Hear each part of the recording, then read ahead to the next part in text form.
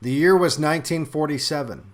The average cost of a new home was less than $7,000. You could get a new car for around $1,000, and gas was 15 cents a gallon.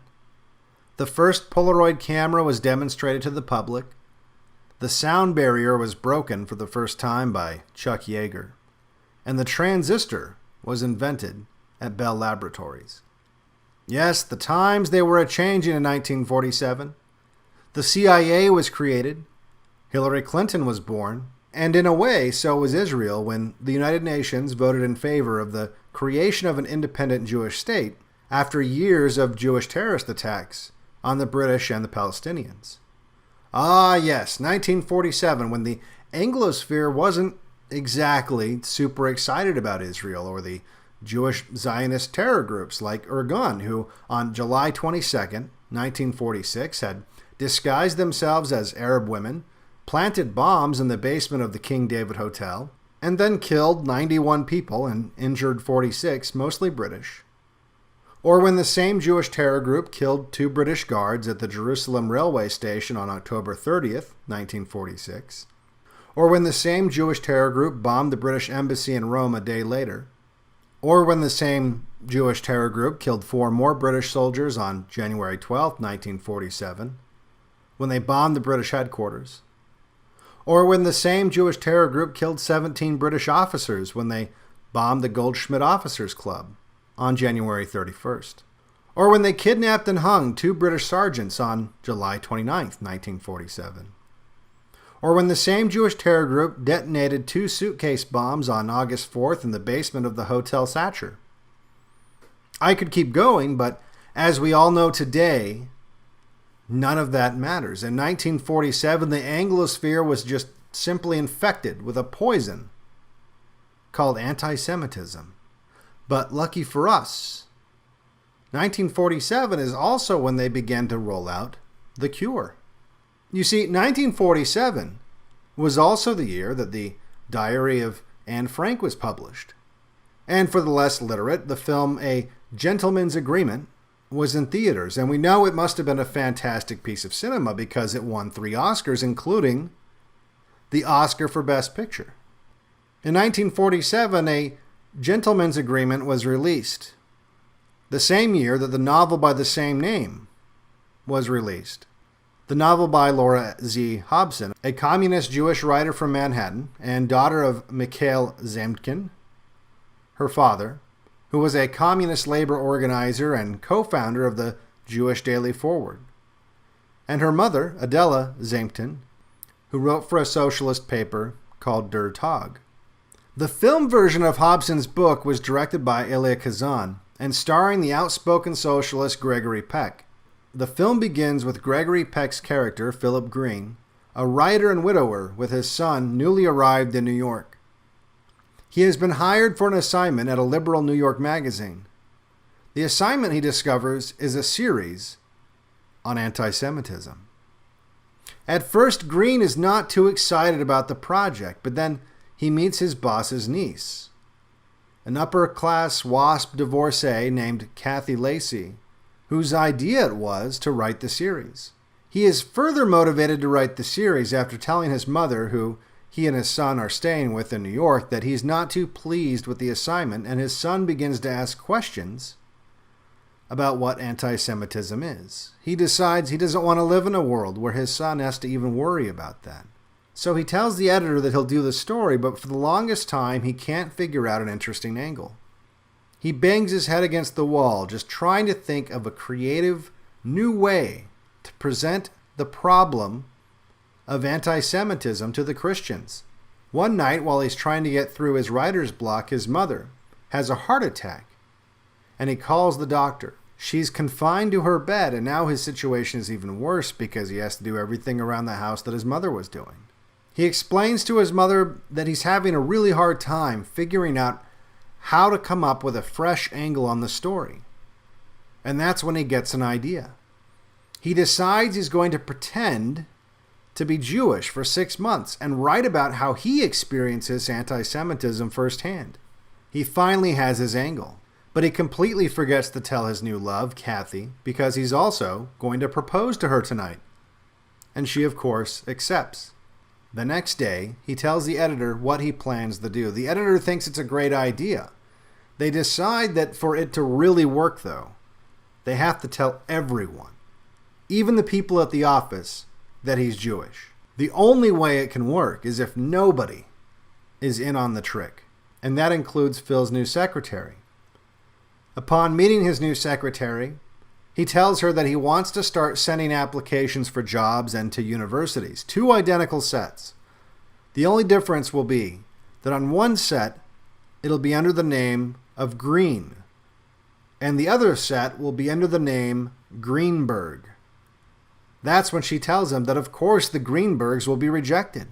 She explains that she is a Jew and that she had to pretend not to be Jewish in order to get a job at the magazine. She said they wouldn't have hired her if they knew that she was Jewish. They wouldn't have hired her at a liberal magazine in New York if they knew that she was Jewish. I found this a little amazing considering the fact that many publishers, including the New York Times, was owned and operated by Jewish families in 1947. Not to mention nearly every film studio and broadcast network. The idea that it would be difficult for a Jew to get employment at a liberal New York publication in 1947 is just as laughable as it would be today.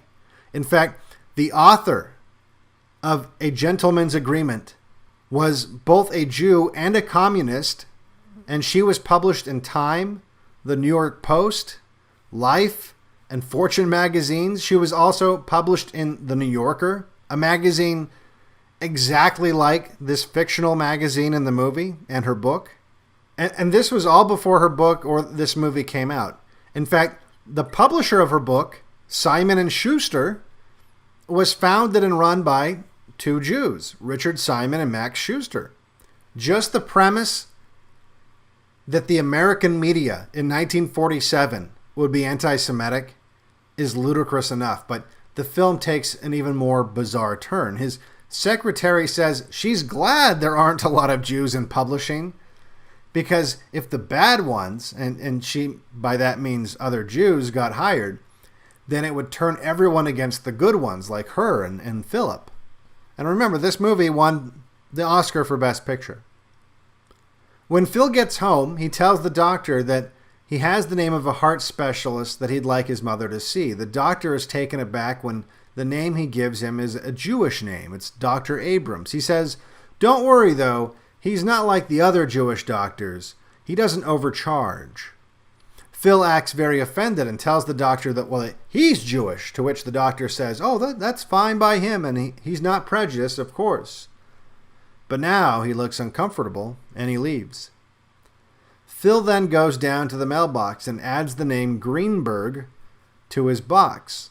The super tells him that's not a good idea and wants him to leave the name off. The implication, of course, is that he doesn't want a Jewish name where people can see it. Phil threatens him and leaves angry. Phil then goes to see his new fiancée and finally tells her of his plan. Kathy doesn't like the plan and wants to let her friends and family in on it. He gets upset and implies that maybe she's anti-Semitic too. Sure, it was her idea to write the series, but it seems that everyone he encounters in New York is treating him like a pariah, including his fiancée, who knows it's just a trick.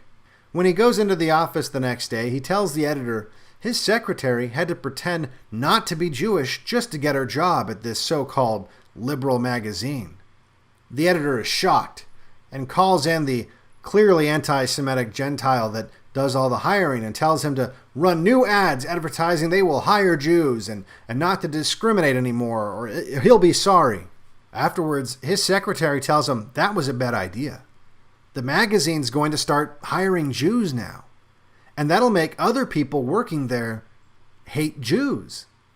His secretary, a Jew, is literally telling him that the mere presence of Jews, who she describes as loud and vulgar, will cause the other people at the magazine to be anti-Semitic. Just the mere presence of if they hire Jews, it'll make everyone at the magazine hate Jews. Philip becomes enraged and tells her that she's now being anti-Semitic, and that if she wants to keep working for him, she'd better check her anti-Semitism. Remember, he's not really Jewish. She is. And also remember, this movie got an Oscar for Best Picture. This sort of thing keeps going on and on throughout the entire film. Everyone, it would seem, except for Phil, is a secret anti-Semite. At a party, Phil is introduced to a Jewish physicist who is likely based loosely on Einstein. He says he doesn't believe in God, and that the only reason he continues to call himself a Jew is because being a Jew puts you at a disadvantage. He says that he sees it as a challenge because being a Jew makes everything in life harder. And so he continues to call himself a Jew despite being an atheist. And according to this film, the physicist is correct. Phil's Jewish friend, a real Jew, comes to stay with him after he gets out of the army. When they're out to dinner, a man comes up to him for absolutely no reason and just tells him he doesn't like Jews and tries to fight him. At the country club Phil wants to stay at for his honeymoon, they cancel his reservation when he tells them that he's a Jew. The kids at his son's school hear that his father's Jewish and refuse to play with him and start threatening him. When this happens, his fiancée tries to comfort the boy and tells him, don't worry, you're not really Jewish. And Phil flies into another rage and starts calling her anti-Semitic again. She says she can't handle the stress of this social experiment anymore, and she calls off the wedding. Which is too bad, because finally Phil's experiment is complete. He delivers the first part of his article to his editor, and everyone is shocked to find out that he's not really a Jew, and they feel ashamed for having treated him so poorly. Even Phil's now ex-fiancée feels guilty. She calls up Phil's real Jewish friend and tells him to come have dinner with her so they can talk. When he arrives, she asks him if he thinks that she's anti-Semitic.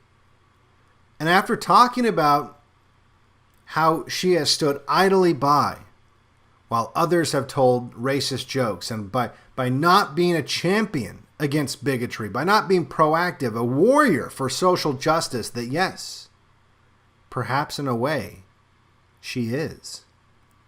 Meanwhile, Phil's mother has just read the first part of his article, and she tells him that she hopes she can live long enough to see a world without anti-Semitism, that she's so proud of her son for fighting bigotry in Manhattan.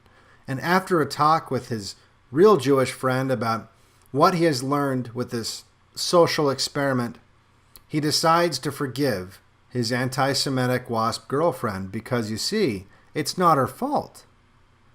Anti-Semitism is just a disease that affects all Gentiles, even those with the best intentions who don't like racist jokes. Hell, it even infected some of the Jews, like Phil's secretary. But perhaps through the hard work and sacrifices of heroes like Phil, the diseased Gentiles will finally learn to stop hating Jews for no reason at all. For Black Build, I'm Devin Stack. If you like my videos, make sure you like and subscribe, and make sure you share. If you want to support my work, you can go to patreon.com or Subscribestar, send crypto to one of the addresses below, or just grab a copy of my book. Paperback and audiobook is available. Links for all in the description.